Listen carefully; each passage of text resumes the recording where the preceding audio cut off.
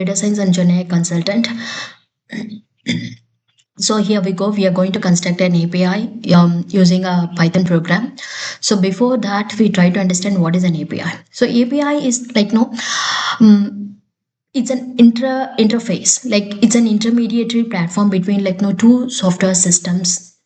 Actually, leads to communicate in a structured and a controlled manner. Basically, so basically application programming interface, it's like a set of rules that allows like one applications to request a data or services from the other applications. So basically these requests are maintained by like HTTPS protocols. So we try to understand in a simple analogy. Consider this restaurant scenario. Okay, basically here the customer is going to be the client, which means front end application, right? Consider an example of Python programmer on application where it needs to access the data or services from the other applications. So for that, it actually makes a request to the documentation. So menu card provides like API documentation. This waiter is represented as an API, application programming interface. It's going to be like no communication interface between like no client and then server or a database. So basically the databases should not be exposed directly to the clients, right? So the APIs are going to get interacted between the client and the server through the APIs. And here you just consider the food is like a data. So if they are requesting using the get request, which means like HTTPS provides this get a response and various protocols to communicate in the communication rules actually. So basically the kitchen is going to be the server or the database where the API gets the access of the data, validates the data, gets access of the data and provided the data to the client.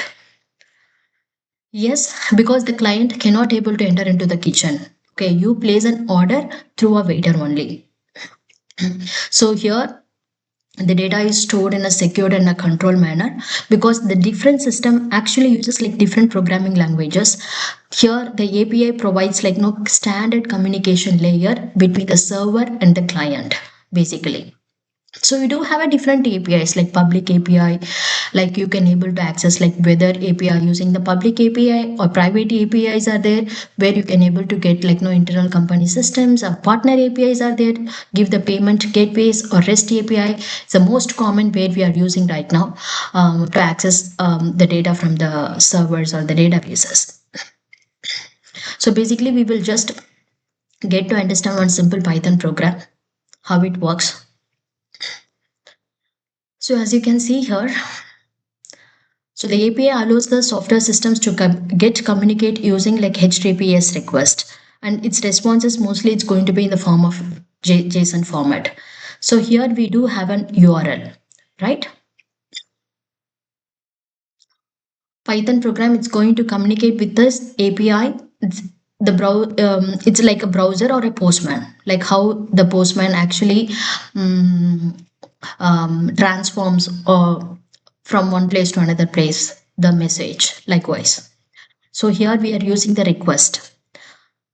We import the request library to allow the Python to send HTTP request to APIs, and it is going to act like a browser inside the Python that is going to handle some network communication.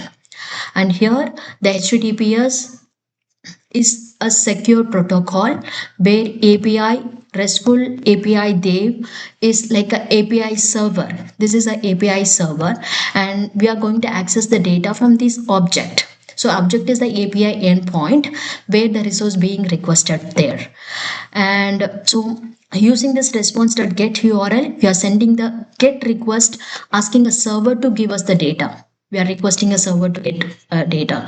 So we do have like no various other HTTPS method. Get is one such method to read the data. We do have a post to create a data onto the server, or to put it's a method it chooses to update the data, or to delete is to remove the data. So likewise get method we do have a various other methods also. And so right now we are going to read the data from the server, and the server sends the data in a JSON format. We convert into a Python object basically using this coding line of code. So as you can see here, let us get exposed to the web page.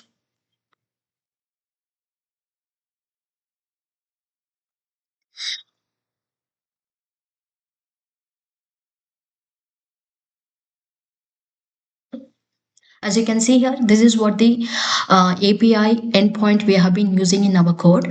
It is going to consist of the data or the resource in a 200. Okay, the HTTPS request has to satisfy the status code of 200 in order to access this data. Basically, this data is going to consist of the mobile phone information like Google Pixel 6 Pro, an Apple iPhone 12 mini, an Apple iPhone 12 Pro. So all these are the data that is available in this particular request, right? So when I executed, you can see here, I just accessed the data from the request. So we display the received data. So now we can able to see the data it's coming from the real external system.